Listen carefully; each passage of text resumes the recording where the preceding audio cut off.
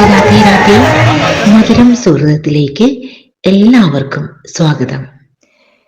2025 ഈ വർഷത്തെ മണ്ണാറശാല ആയില്യം നവംബർ 12 ബുധനാഴ്ചയായിരുന്നു. ഇതിന്റെ ദൃശ്യങ്ങളാണ് നമ്മളിവിടെ കണ്ടുകൊണ്ടിരിക്കുന്നത്. ചരിത്രവും ഐതിഹ്യവും ഇഴചേർന്ന് കിടക്കുന്ന കേരളത്തിലെ പ്രസിദ്ധമായ മണ്ണാറശാലക്കാവിലെ ആയില്യം പരശുരാമ പ്രതിഷ്ഠിതമായിട്ടുള്ള ക്ഷേത്രമെന്ന് ചരിത്രം പറയുന്നു. കേരളത്തിലെ ആലപ്പുഴ ജില്ലയിൽ ഹരിപ്പാട് പട്ടണത്തിന് സമീപത്തായിട്ട് വളരെ പ്രശസ്തമായ ശ്രീ നാഗരാജ ക്ഷേത്രം. കേരളത്തിലെ ഏറ്റവും പുരാതനവും പ്രാധാന്യവുമായ നാഗക്ഷേത്രം. നാഗരാജാവിനോടൊപ്പം നാഗയക്ഷികളും ആരാധിക്കപ്പെടുന്ന ക്ഷേത്രം. ക്ഷേത്രത്തിൽ സ്ത്രീ പുരോഹിതയായ വലിയമ്മ, അതായത് മണ്ണാറശാല അമ്മ പ്രധാന പൂജകൾ നടത്തുന്ന പ്രത്യേകതയും കൂടി ഈ ക്ഷേത്രത്തിനുണ്ട്. തുലാമാസത്തിലെ ആയില്യം നാളിലാണ് മണ്ണാറശാല ആയില്യ മഹോത്സവം. ഈ ആയില്യവും ക്ഷേത്രവുമായി ബന്ധപ്പെട്ടിട്ട് ഒരു ഐതിഹ്യ കഥയുണ്ട്. മണ്ണാറശാല ഇല്ലത്തെ ദമ്പതികളായിരുന്നു വസുദേവനും ശ്രീദേവി അന്തർജനവും.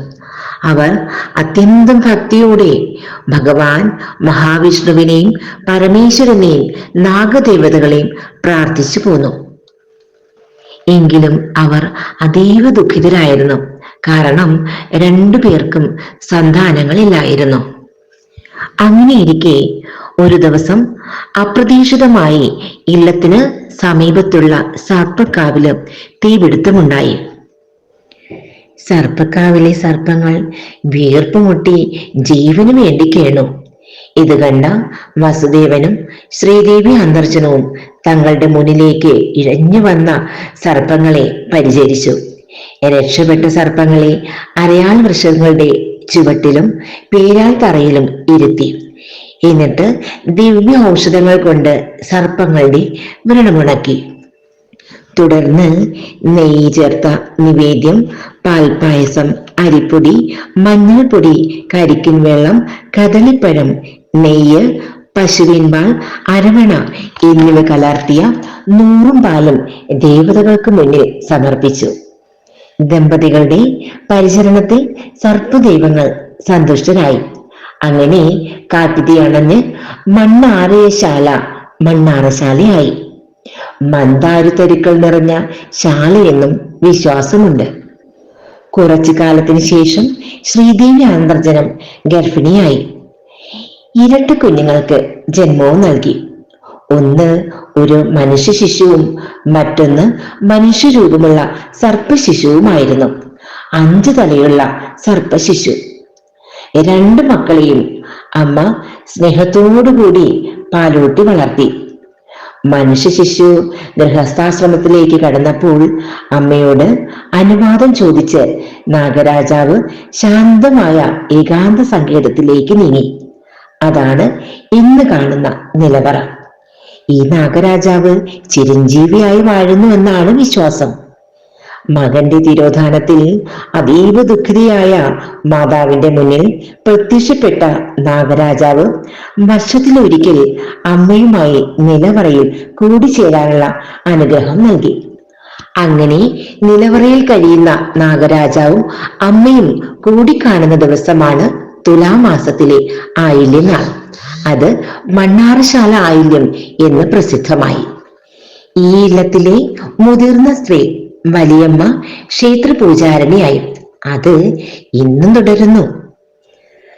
10 ദിവസത്തോളം നീണ്ടു നിൽക്കുന്ന തുലാമാസത്തിലെ ആയില്യ മഹോത്സവത്തിന്റെ അവസാന ദിവസത്തെ ഉച്ചയ്ക്കുള്ള എഴുന്നള്ളത്ത് അതിവിശിഷ്ടമാണ്.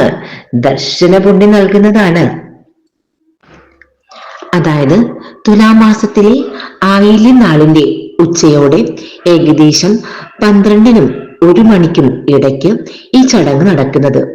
3 ദിവസത്തെ വിവിധ പൂജകൾക്ക് ശേഷമാണിത്. ഉച്ചയോടുകൂടി ക്ഷേത്രം മുഴുവൻ വാദ്യഘോഷവും, നാദസ്വരം, ചെണ്ടമേളം എന്നിവ മുഴങ്ങിക്കൊണ്ടിരിക്കും.